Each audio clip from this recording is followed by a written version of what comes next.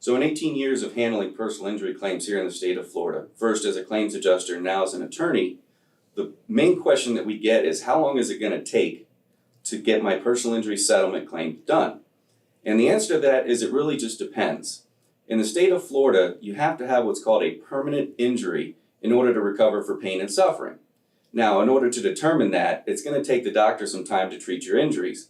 Typically, that can take anywhere from 4 to 6 months. Could take longer depending upon the extent of your injuries, also how you respond to the therapy and the care.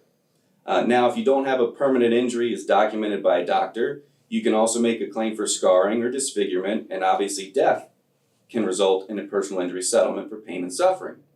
Now, if you have none of those, you can also recover damages for out-of-pocket medical expenses and pursue those damages through the insurance company.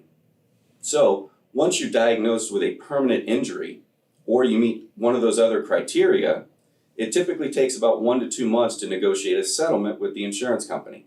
Now, if you're unable to negotiate that settlement directly with the insurance company, you may have to file a lawsuit. Now, if you file a lawsuit, all bets are off. It could take a year, and it could take 7 years.